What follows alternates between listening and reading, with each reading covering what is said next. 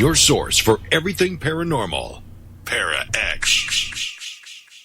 The views expressed and the opinions given by the individual host and their guests do not necessarily reflect those of Para-X, its affiliates, or its sponsors.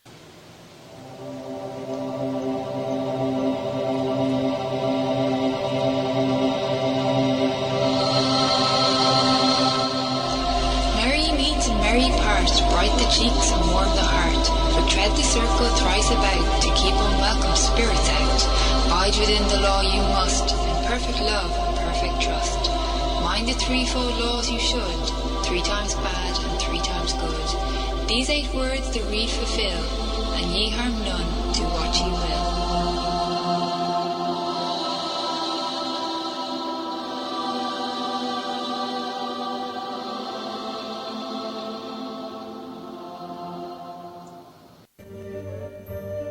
Welcome to Stirring the Cauldron. Now, here's your host, Marla Brooks.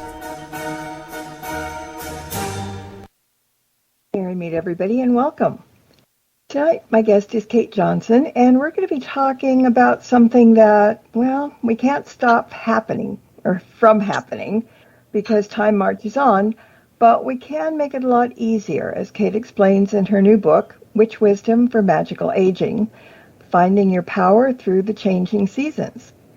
Now, Cait is an author, a counselor, a teacher, playwright, performer, and witch. She's the author of 6 books, including Witch in the Kitchen and Celebrating the Great Mother. She trained with the Institute of Transpersonal Psychology and has a private practice as an editor and intuitive counselor in New York's Hudson Valley. Now, questions and comments are welcome here in the chat room. And if you're listening live and want to join in, please come over to paraxradionetwork.com. Cait, welcome. Hey, thank you for having me. Oh my gosh, this is, I don't even know where to start, but I did scribble some notes so I can not get lost because there's so much going on in the book. But in general, I mean, most of us don't really want to think about getting older. And unless we look in the mirror, it's kind of hard to come to grips that we're not 20 anymore. But aging is inevitable. Most of us wish we had a magic mirror, but I think we've got a way better thing than a magic mirror in the guise of your book. So what compelled you to write such a book? Well, there's nothing like getting older to make you think about getting older. And I realized that our culture is not all that great about loving women, as we know. It gets worse with age. As we lose our, ability to procreate and our sexual attractiveness, we lose our value in the eyes of this culture. And what a crime.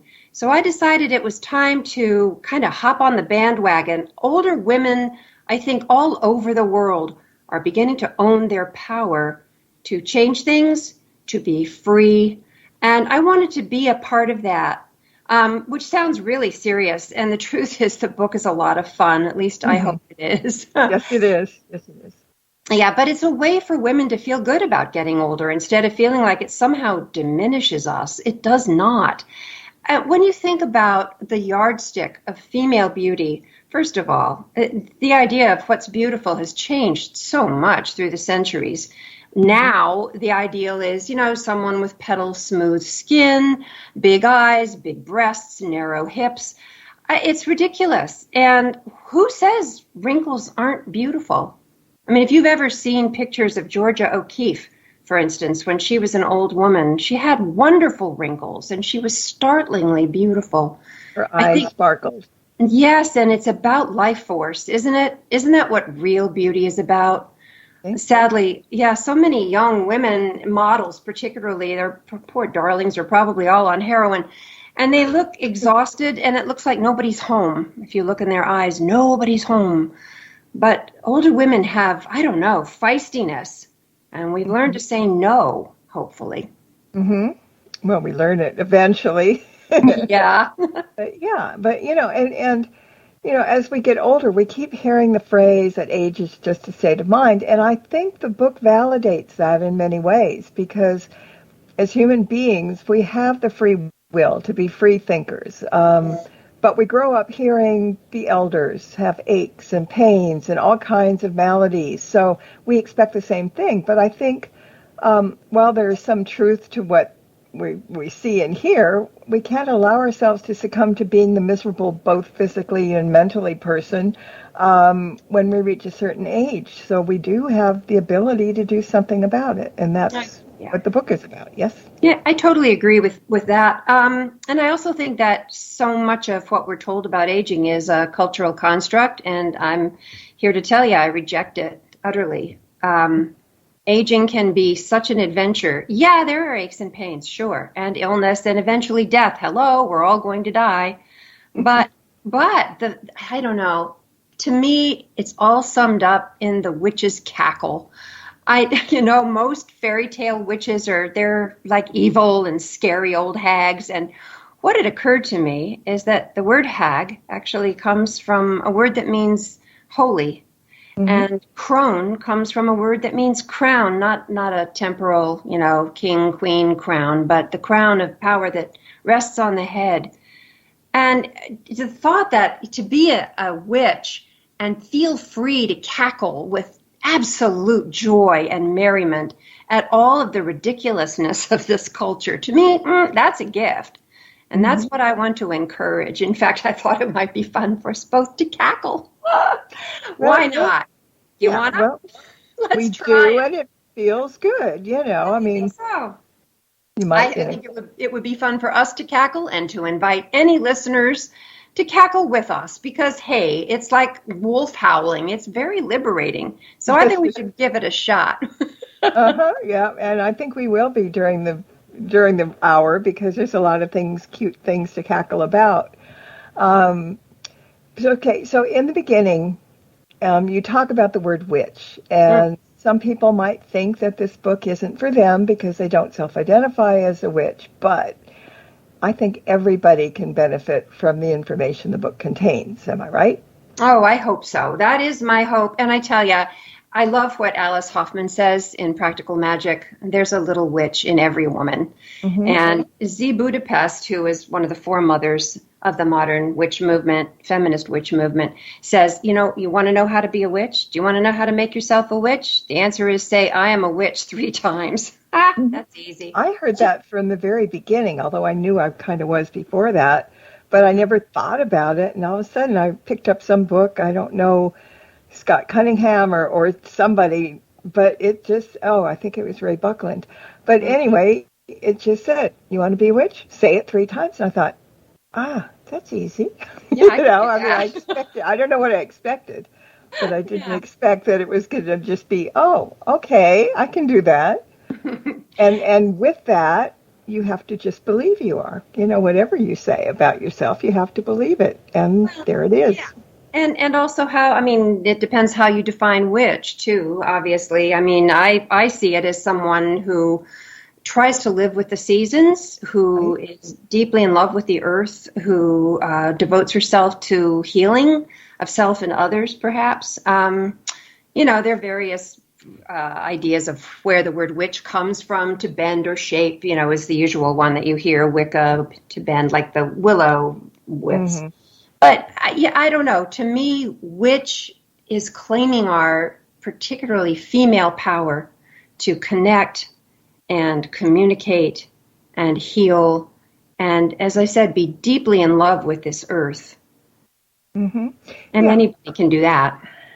Well, that's the main thing. And I think, being able to think a little bit more spiritually than religiously, and I'm not against religion at all, but there's a certain spiritualism that I don't know if we get it, we just open it up because we've always had it or something. But once that spirituality starts to fill your head and makes you feel that you can do things, and like the joke about, well, we can see things that others can't. Well, no, everybody could see it, but they don't bother to look, kind of thing. Right. Oh, that's such a good way to put it. We're constantly getting information, but most of us have learned to tune it out. Well, we were taught to turn it out because there is no such thing as all these things that we see. or believe in, because, people can't hold them in their hand, or that's not what they were brought up with, because we have to admit that the word witch still in many, many, many, many cultures is a bad thing. Yeah, that's right. It is. And it can be. I mean, I'm not Yeah. going to Oh, sit yeah. here and say there's no such thing as a bad witch, because there are, but Uh-huh. that's certainly not what we're talking about.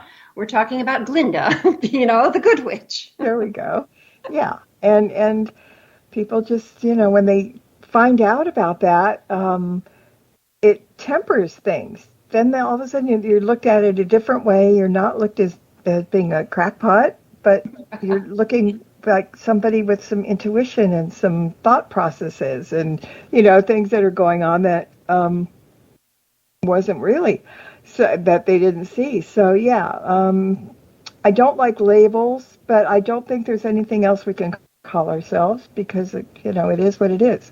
No, I hear you. And I don't like labels either. And, when you say that, you're not anti-religion, neither am I, but I'm certainly anti some of the things that are done in the name of it. Yeah.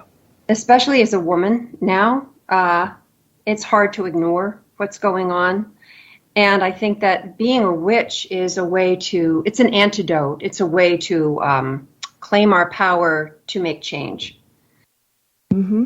So I don't want to get political, but Well, yeah. we can't really help but be political, I think, a little. Yeah. And, I see how the women, for instance, in Kansas turning out in their droves to vote have changed things for that state. And that's great. That's great. We can do that. Mm-hmm.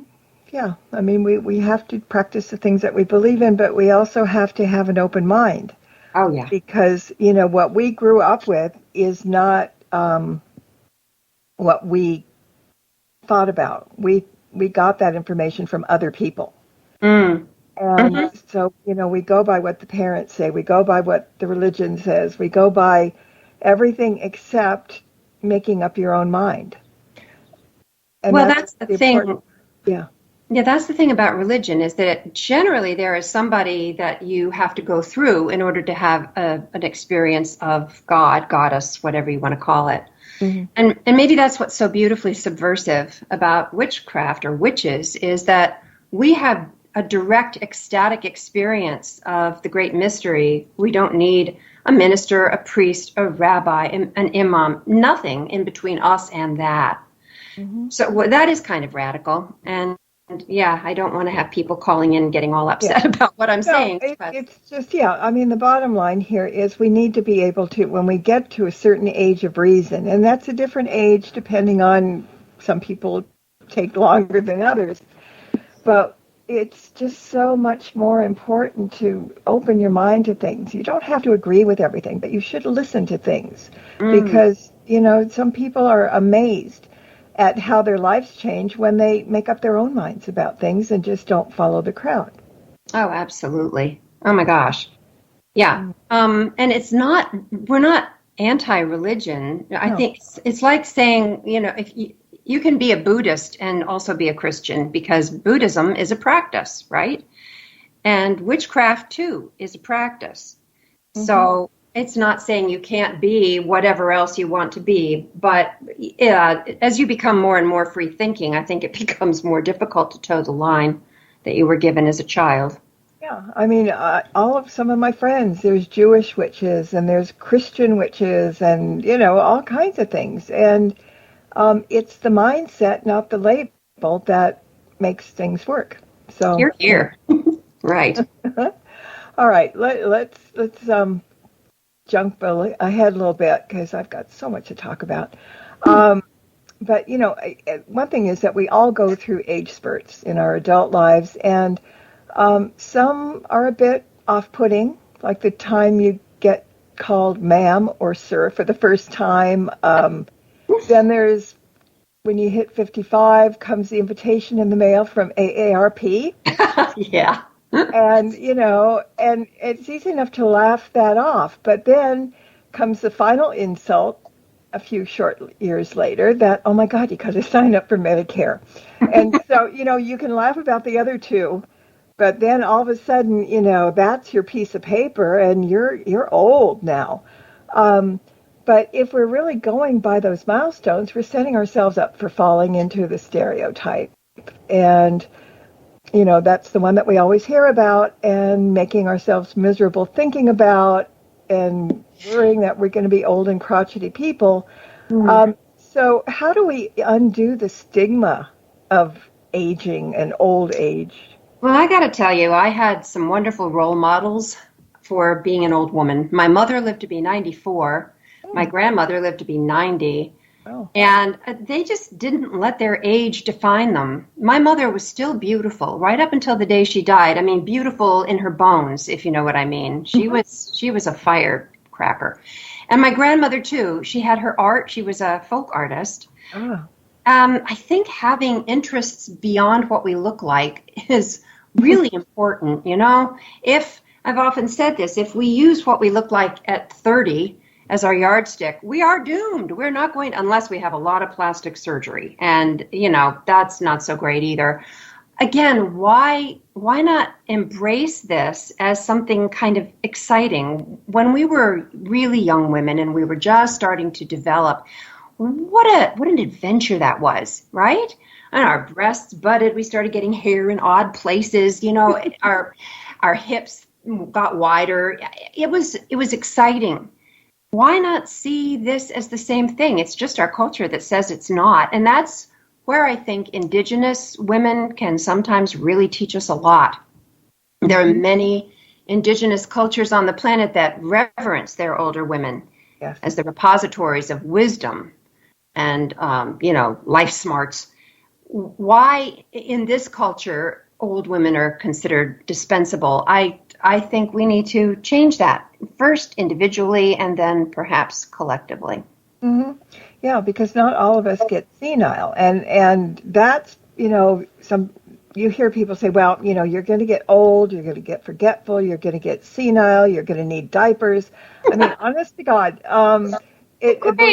the list goes on. But, okay, so men can get senile too, and they may need diapers as well, and they're, they hear what they want to hear anyway, usually. But, I mean, it's just such a thing that we just have to break that mold. I mean, one of my grams lived to be 86, and she was traveling all over the world when she was that old. That's so great.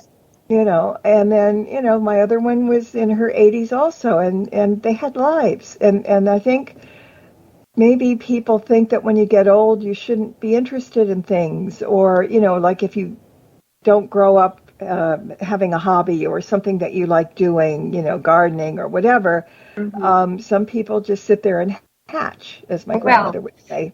Right. I think that points to something very true, which is that when you reach a certain age, generally you have more time. I mean, you're retired.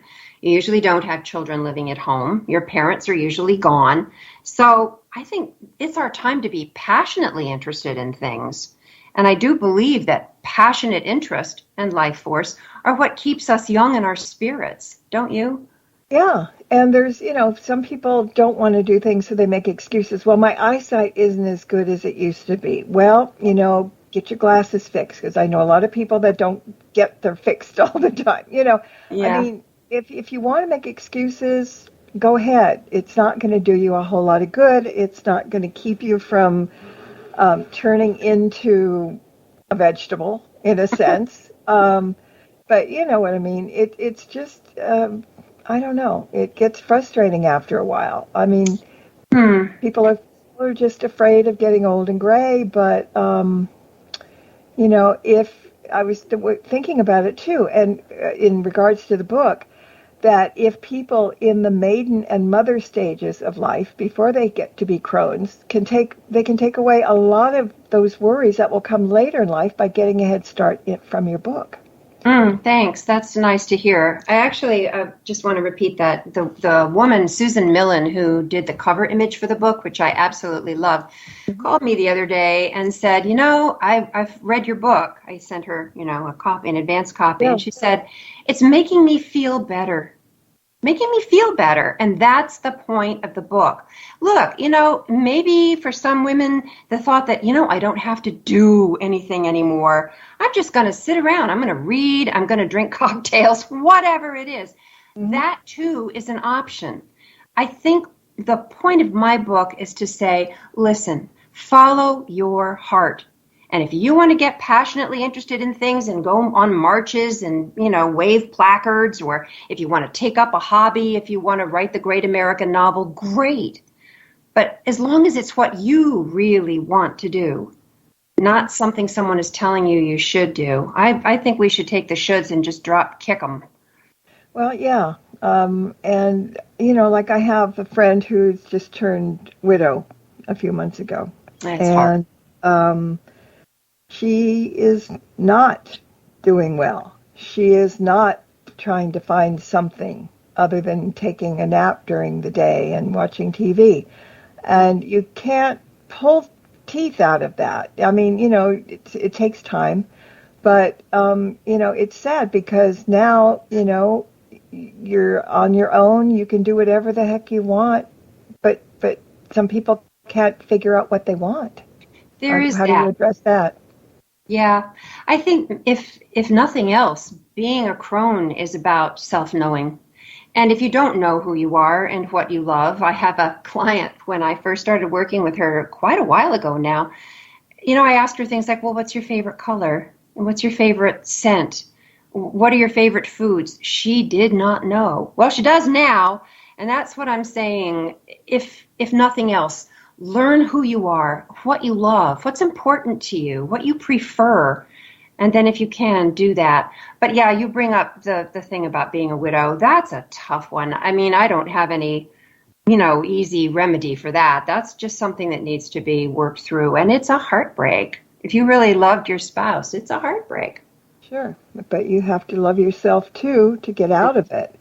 And I'm just saying this now, and I'm coming right back to what we're talking about. But in the chat room, we were talking about cackling earlier. And I think Lily missed that part of it. She just came in. But she just said being a crone is saving on tampons. I love that. See? That brings a cackle. True. It's true. There's a cackle. Yep. So I just had to bring that up because that made me smile.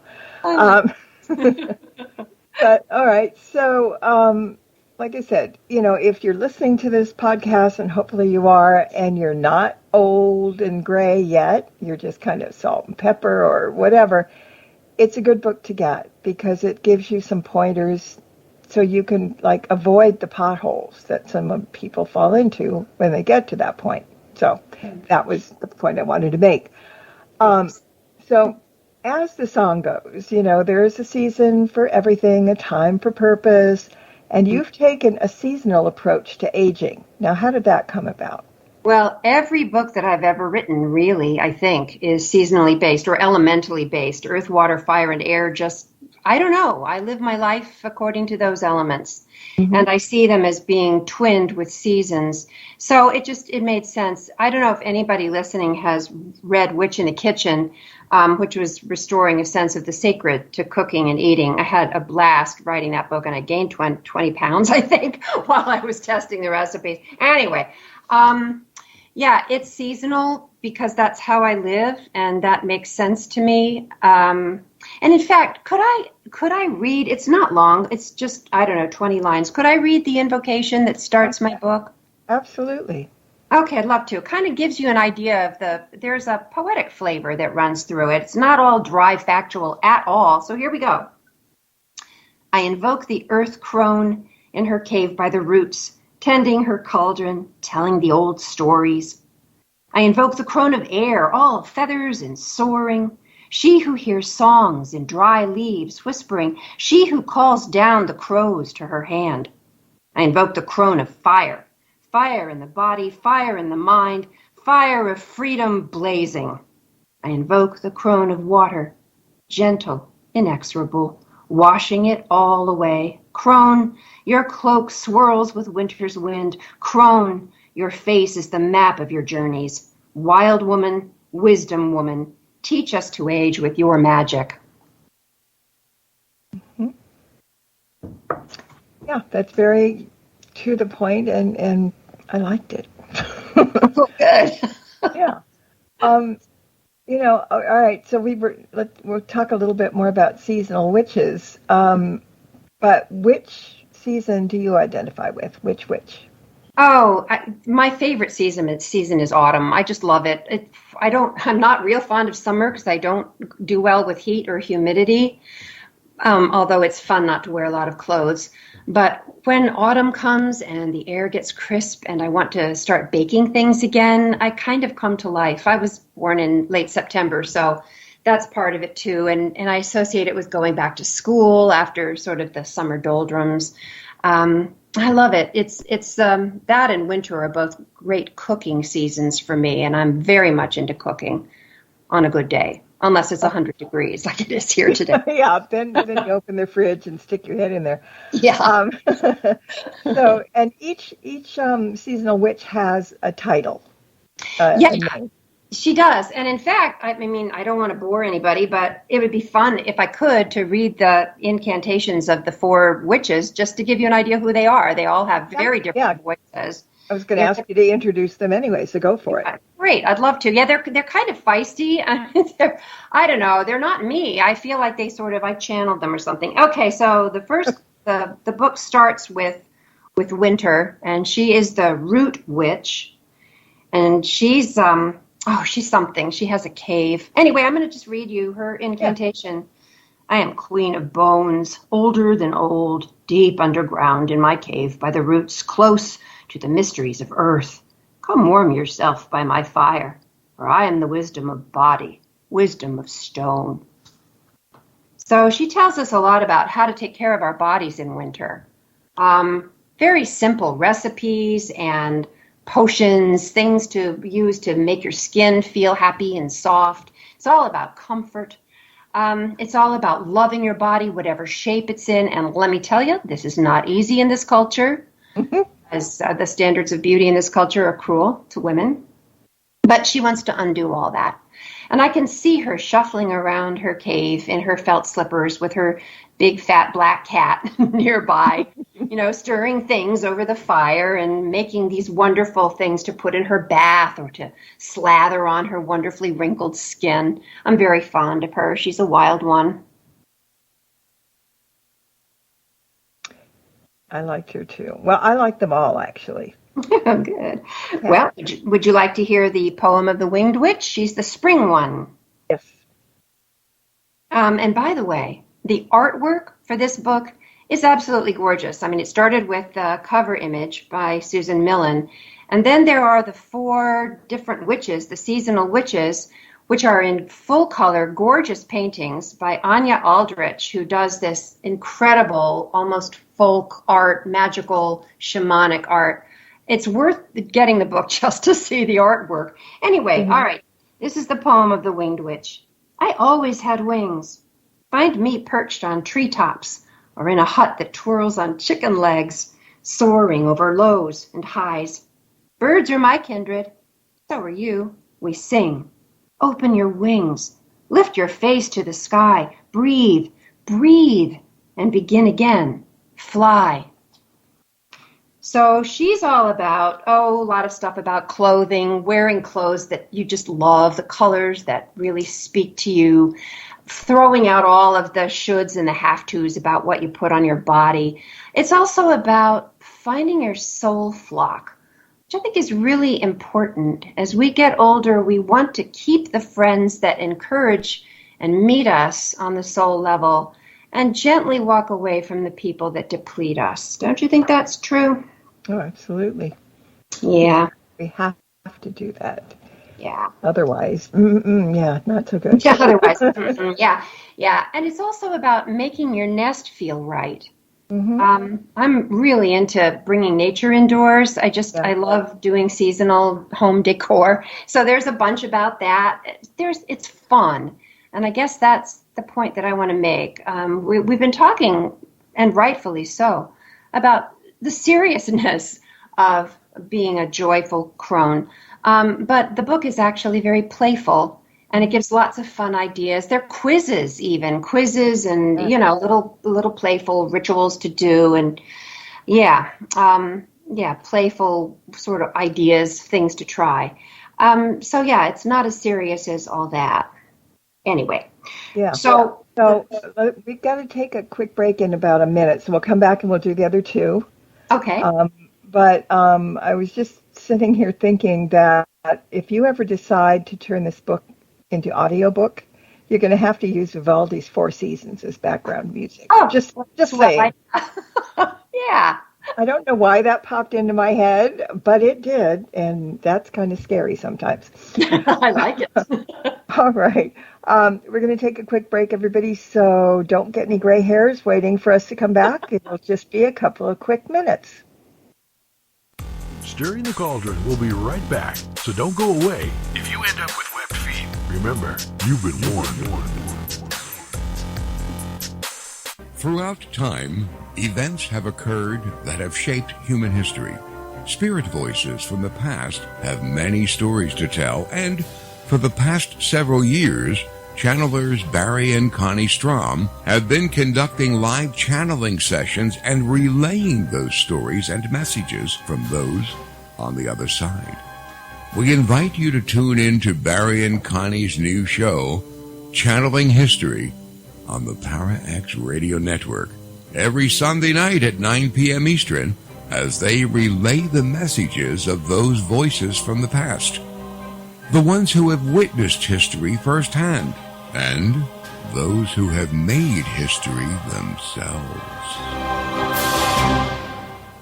There's a great new radio show on Para X. 2 hosts, 1 hour, and too much fun. Stephanie and Heidi not only talk about the latest goings-on in the supernatural worlds, they live it. They want to hear from you. They want to help you understand and guide you. And they want you to tune in. So, grab a friend or come alone to gather around that metaphysical table with Heidi and Stephanie. If you're interested in the worlds of the unseen, tune in to the Gathering Radio Show, Tuesdays at 9 p.m. Eastern on Para X Radio.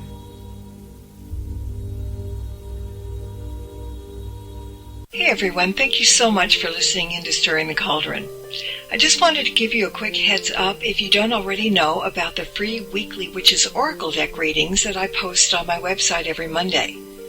Now let me answer the age-old question before you ask it, which is, well, how do I know it's for me? And the answer is pretty simple. If you weren't meant to see it, you wouldn't know it was there. So if you're curious about what the week has in store for you, pop on over to marlabrooks.com every Monday and scroll down on the homepage, and there it will be.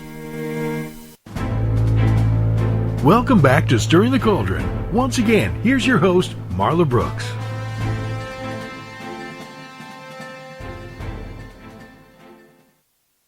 And my guest tonight is Cait Johnson, and we're talking about her new book, Witch Wisdom for Magical Aging. See, there I go. My age is showing. No. Okay. We were talking about the seasonal witches. There are 4 of them, and we got through the first 2. Let's hear about the other 2, and then we'll get a little bit deeper into the book. Sure. Okay, so the third one is the Merwitch. And she's the Summer Witch, and she's all about fire, but also the seaside, which I think many of us go to the seaside. We have a real longing to go to the ocean in the summer. I don't know why that is, but it is. Anyway, she actually has a chant. The others had, I don't know, an invocation and a poem. This one's a chant, and she's wonderfully feisty. I love her. Here it is, Chant of the Merwitch. Sacred fire burn bright in your heart, in your soul. Light the bonfires of the night. Dance with me beside the sea. Let my blazing set you free. So the summer section is all about, well, it's partly about sex after 50. Yes, it exists, although you may be glad to be liberated from the longing for it. It's about creativity, which is a type of fire. The fire in the belly, the fire in the head, the fire of passionate making. There's a fun section in there about what to do about creative vampires, the garlic cloves for your creative vampires. That was really fun to write. How to keep a success journal, how to feel good about what you do. So she's a great one. She also talks a lot about silver foxes, the liberation of sex after 50. Yeah, she also talks about the power of grandmothers. And I just recently became a grandmother. My granddaughter just turned 1 a month ago. Yeah, It's really something. Talk about a rite of passage. It boggled my mind that you could feel such tenderness for this little human who did not come out of your own body. So, and grandmothers, you don't have to have children's children. You don't have to have a grandchild that came from your own bloodline. But what you can be is a grandmother for the world. I was thinking about the 13 indigenous grandmothers who were doing such good work all over the planet. It's a whole mindset, realizing that we're not going to last forever, and we need to give some thought to the legacy that we want to leave behind and do what we can to help those that are just now growing up, which I think actually is the role of the old woman in so many fairy tales. Mm-hmm. She's the one that helps the young ones.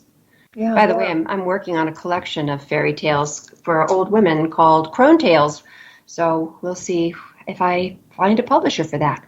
I read something about people that get to be a certain age, and it's wonderful to be old because you can get back to fairy tales. Absolutely. Some of us never left them. Well, true, yeah. Oh, I love fairy tales and myths. That's kind of where my heart lives.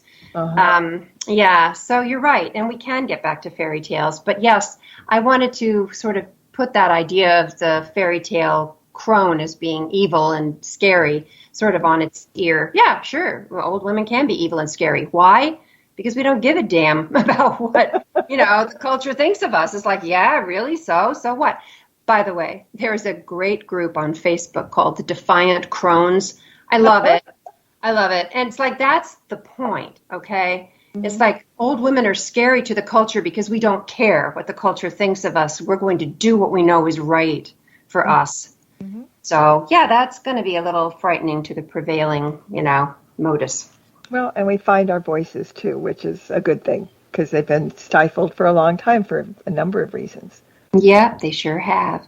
Yeah. When we lose the need to be appealing and sweet and sexy and attractive and to try and, attract a mate, wow, all that energy really gets freed up to do other things. Mm-hmm. So, and it's not like we don't want to be attractive. I mean, I still want to be attractive, but I'm doing it for me now mm-hmm. instead of to try to look a certain way to, snag the attention of somebody. It's a whole different mindset, and I actually love it. Yes, it is. And the other thing, too, when we're talking about the seasonal witches, and we'll get to the last one in a minute, but I really like that the information in those chapters come from the voices of those witches, not from somebody that's writing a book. No, right. They have, like I said, they sort of barreled through me and came out on the page. And they all have very different kind of characters and characteristics and feelings about them. And they're really great fun. What I love about all four of them is they really care about the readers. They care. They want the reader to feel happier about being older. They want to give them hints for how to find the joy in being an old woman. And to soothe, all the problems that do come with age. I mean, I'm not going to lie. There's stuff that comes along with being old that can be difficult. But just to use an example, gray hair, okay? It's now becoming a thing for women not to dye their hair. Well, partly because during the quarantine, women couldn't get to the beauty salon to have it done, right? But what I love is, what if we changed the way we look at gray hair as something beautiful, like a crown that catches the light? I like to call gray hair moon hairs because, for me, they came about because I was staying up all night worrying about my family a lot. And so, I got the gray hair. As soon as my son learned to drive, man, I got a lot of gray hair. But he is one of the best drivers I know. He's so careful. Anyway, moon hair, what a different way to think of it. Goddess-centered women, witches, tend to love the moon. There is something intrinsically magical about it. Why not embrace our ability to have moon-colored hairs instead of thinking, oh, God, I've got to dye it. No, maybe not. Also, some of those dyes are really bad for our hair and for our bodies. But, I don't know if it was a year or so ago that the younger people were coming out with gray hairs because it's this beautiful color. Um, it's not white, it's not exactly gray, it's stunning. And everybody, age didn't matter. Everybody was wearing that.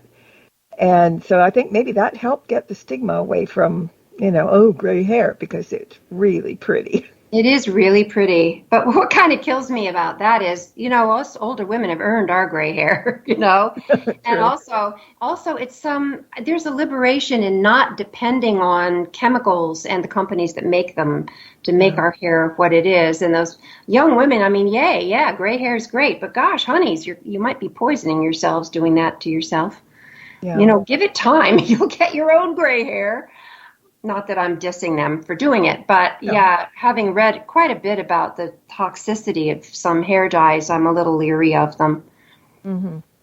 Yeah, I mean, anything that'll burn your scalp to a crisp, might not be so great.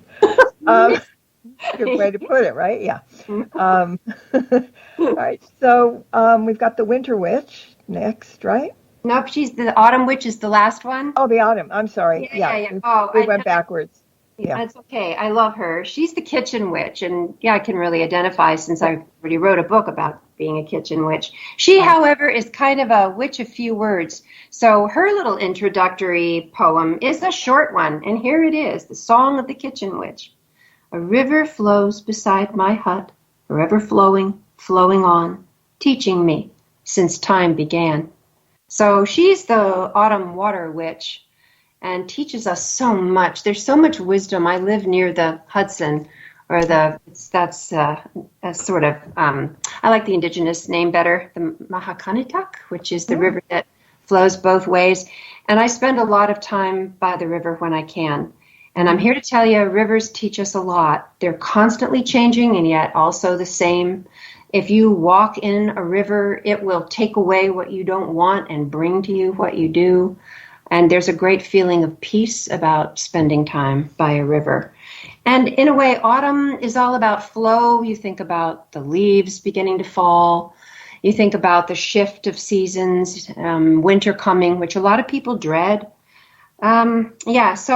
So it's also the harvest season, and that's what this witch wants to tell us about a harvest of inspiration, honoring your own harvests, trusting divine timing, and also the wisdom of letting go, because really, getting old is a process of letting go, and one wants to do it as gracefully as possible instead of like grasping on until your fingers and toenails ache, right? Yeah. And some of that stuff should have been gone a long time ago, and it takes us, a long time to realize, well, I didn't need that. Okay. Right. It's time to fix things up. So each seasonal witch has something to offer. So if you read the book, and you will be probably drawn to one season or another. Mine is summer. But reading all four of them, you're going to grab something from each and every one of them. And that's the thing. Don't put yourself, label, I'm a summer witch. No. There's just way too many things in there, and each one has a gift, and that's the thing that you need to take. And so there are things like, you talked about rituals. There's, a whole bunch of different topics for each one, like even power animal allies for crones. Now that was really interesting. Some people might think, what? They're doing that? Oh, that's cool. Talk just a little bit about power animal allies for crones. Well, I think many of us have power animals when we're young. Some of them show up. I have an owl as mine, and it showed up very early on in my life. But sometimes you find that the animals that you are attracted to and that have important lessons for you shift and change over time. So lately, I will always have Owl, and I love Owl. She is so wise. She can, quote, see in the dark, although we know now it's really her hearing that she can use. But she also has the wisdom of when you're in a dark place, turn your head around. She can turn her head almost 360 degrees, and I love that. But as I've gotten older, guess who's starting to fly into my life now? Crow, which makes total sense to me. So the animals that you had when you were young that were your teachers and your guides may also change as you change. And it's fun to think about what animal that might be. If you find that you see them when you're out for a walk, if you find that you're constantly running across references to them in the books you read or the films you watch, whatever, just pay attention. Crones need power animals just as much as anyone does, maybe even more. Yeah, I mean, we have a lot of crows around, and I just love watching them because they are so interested in everything. They don't trust everybody, but they'll sit there and they'll walk across the lawn, two or three, like they're walking with your friend and talking. They're just blah, blah, blah, blah, blah, blah, blah, like that. Huh? I mean, I love them. I mean, and I've said this before, but I'll say it again. I love it that crones and ravens remember people by sight, and if you do something wrong to them, they will come back and poop on you or something. Yeah. Because they just, I love that for them. I guess they don't forget, But Well, they also, they remember if you do them a kindness too. I've read so many stories about, somebody taking care of an injured crow or leaving food out for the crows, and then the crows start leaving them little gifts. They're very clannish. They're very communicative. Studies have shown that they're extremely intelligent, and they use tools. So no, kids, we are not the only tool-using animal. And they have a language. Every crow clan has its own variation of a language. So I find them just fascinating. They're extremely bright and humorous, and they play, which is also really fun. Mm-hmm. Yeah. The other birds in the yard, the hummingbirds, they are so funny because you get one alpha hummingbird, and we have several bird feeders in the yard. But there's this one alpha hummingbird that chases them away from everything, and you can just hear it, pick, pick, pick, pick, pick, and then phew, and breaks up everything. So, yeah, birds are interesting. I really like them. Mm-hmm. All right, so let's talk about, there were a couple of bits and pieces that caught my eye that I was going through the book, and so let's talk about them. I mean, thankfully we get by with a little help from our friends, and as I was going through the book, again, and you mentioned this earlier, but I want you to go into more detail. I want you to talk about our spirit flock, because you say that friends and soul friends are not the same. Not necessarily, no. One of the little meditation ideas that I had was to get yourself really calm and centered and grounded and relaxed, and then, find your special sacred place. That can be anything, a grove of trees, a row of, standing stones, a little cottage in the woods, somewhere where you feel completely at home and safe and protected. It's your soul sanctuary. And then imagine who you would want to invite in there with you. And you may not want anybody in there with you, but if you do, it's someone that you feel absolutely soul connected with and safe with. So, I mean, we all have many friends who are dear to us, playmates, that's wonderful. But a soul friend, it's like the Anam Cara, that's the Celtic word for a soul friend. It's someone that helps you on your journey and that you help them too. And you feel that you bring out the best in each other and you forgive and love the worst in each other too. Does that make sense? Absolutely does, yeah. And trust is a big thing too, because, I mean, we have all kinds of different friends, and acquaintances. And some people kind of mix up acquaintances for friends, but, I mean, there's a fine line there. I mean, acquaintances can be friends, but, like people you grow up with and share histories and stuff, that's kind of more a friend than, an acquaintance. But, yeah, I mean, just I don't know. I think when you're talking about letting somebody in that space, even though I know a couple of people that I really would not mind have them in there, I think I'm selfish about my little sacred space. I hear that. I totally do. One definition of a deep friend that I read that I thought was pretty funny is the one that you call when you're in jail. It's your one phone call. But another way to think of it is it's the people that you would feel comfortable calling at 2 a.m. if you're having a very rough time. Yes. And you know that they would meet you with empathy. That matters too. Yeah. That doesn't have to be a friend that you've known all your life. No, not at all. It could be somebody that came into your life at a time that you needed them. And, I mean, I have that. And, it's a wonderful feeling. And isn't it really more about somehow being soul connected, about feeling that there's a connection that goes beyond just the superficial, chit chat, party talk, small talk, right? It's someone that you can really share your deepest thoughts and feelings with. And it's lovely when you find that. And I think many people are looking for that without even knowing it. And I hope they do find it, because some people think maybe there's no way that can happen. So maybe open your mind and start thinking about it, and do a little manifestation. Right, and remember that your soul friend is looking for you just as much as you're looking for them. Good point. Yeah. All right, so what about the inner vampires that you were talking about? What are they, and do we all have one? Oh, God, I think so. I think even people who are extremely rich and famous still have inner vampires that tell them, now this is crap. I think we all have that. And sometimes it can keep us from doing the things that we really want to do because we think, oh, it won't be good enough.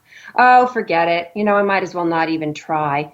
And they're not only inner vampires. I'm sorry, but sometimes there are outer vampires as well. People that we may threaten on some level, or, who want to cut us down to their own small size. And so they're disparaging whenever we're silly enough to show them something. They're like, oh, really? What? I don't get it. We have to very much be on our guard to protect our creative hearts because they're very close to our souls. And I believe that creativity and the great mystery are very much twinned, aligned. I believe when we create something, we are playing out a sort of great mystery-like thing. I don't want to use the word God or goddess, but basically that's what I'm talking about. All right. Yeah. Creative energy is about bringing through something that wasn't here before. I mean, how wonderful is that? And anything that keeps us from doing that is not good, not good. Whether it's our own little, troll voices saying, oh, I don't know what you think you're doing, or the outer people that say, yeah, I don't think this is worth anything really. Those are the things we need to work against so that we can create what's in us to create. Yeah, I mean, there's so many things that we can do that we don't. Not maybe because we don't think about it, maybe because we don't think we can manage to do it. It's just about opening minds and be a sponge, see what's out there and take what drops of water that you need or whatever. And also, I mean, the best antidote that I know to all of that is just to play instead of thinking, oh God, if I write a poem, it has to be brilliant. If I start writing a novel, it has to be the great American novel. No, just play, just have fun without any kind of expectation of product. I think that that's probably one of the best ways to defeat a vampire of all, just have fun. Because there's no room for that kind of awful negativity when you're just having fun doing something. Yeah. And, if you want to be the great artist and all you can draw is stick people, make them cute. I mean, just that simple. Everybody can draw a stick person. And okay, so there is a lot of lightheartedness in the book. There's a lot of information in the book. And I think you've pretty much covered all bases as far as aging goes. I mean, both body and soul. And there's so many interesting points that you bring up in each chapter. And the thing is, you also don't overlook the serious topics that we don't want to think about, like making peace with Mother Death. Oh, yeah. Because, I mean, you have to be well-rounded. I mean, you don't have to dwell on that, but, I think you talked about in that chapter about, well, what to do if you lose a spouse. How are you going to get by? How do you live with that and all that? But like you said, everybody's going. So, make peace with it. And Go ahead, sorry.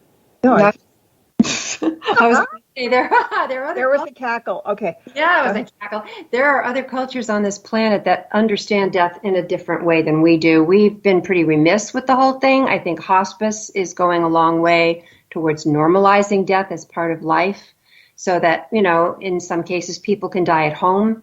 surrounded by their loved ones instead of shut away in some horrible, sterile environment. I was lucky enough to take care of my father, who died at 99. He lived with me for 3.5 years, and I took care of him. And at the end, it was pretty intensive care, and hospice was wonderful. But it's also being present with him for his dying process, and my mother's, I was there for hers too, has given me a very different attitude towards death. It's hard, and I won't kid you, it's heartbreaking. I'm still grieving both of them, actually. Yeah. But it's become less frightening, terrifying. It's just a natural process. And I think about like the Mexican Day of the Dead, which is kind of marvelous, where whole families go to the graveyard and decorate the graves of their loved ones and bring them flowers and candy and liquor, and they party and picnic all night long. I love it. If only we could discover some of that for ourselves. Exactly. So give me, before we got to go, because we got to go in a minute, but give me one liberating side of getting old. There are lots of pluses and offers that are out there. Give me one of your favorite. Less guilt. Okay. Yep. More empowerment. More like, yeah, you know what? I really don't want to do that. And guess what? I don't have to. It's pretty wonderful. That's a good thing. And, I think everybody should sit here and write a list of all those things that will be very liberating when you get to that age, or if you're in there right now. But really, this is a book that really needs to be on your shelf. So, but before we go, time speeds up and it goes faster the older you get. In the next minute or two, can you give out your website address and let everybody know what they'll find there and what's going on with you? Oh, absolutely. So it's my first name, by the way, is spelled Cait. That's just to confuse people. So my website is Cait Johnson, all one word, at .com, and it explains all the different things I do. I have a patchwork life. I'm an editor. I'm a book midwife. I'm a counselor, writer.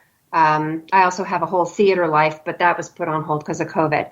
So yeah, please come to my website. I love to do intuitive counseling. That's one of the things that really lights me up. Being in a way a soul friend to my clients is a wonderful thing. It's my privilege, and they've taught me so much. So Marla, thank you so much for having me on. This was fun. Oh, thank you for sharing. And, you can come back and we can, maybe talk about a chapter or something. There's always good information that, I like to get out, and you have some very good information. Well, thank you so much. I'd love to. Take care. Okay. And I want to thank everybody for listening in as well. And until next time, everybody, blessed be, and merry meet again. Good night. This has been another edition of Stirring the Cauldron with Marla Brooks. Be sure to tune in next week at the same time for another great guest and more fun. Any rebroadcast or other use of this program without permission is strictly prohibited. Copyright 2009.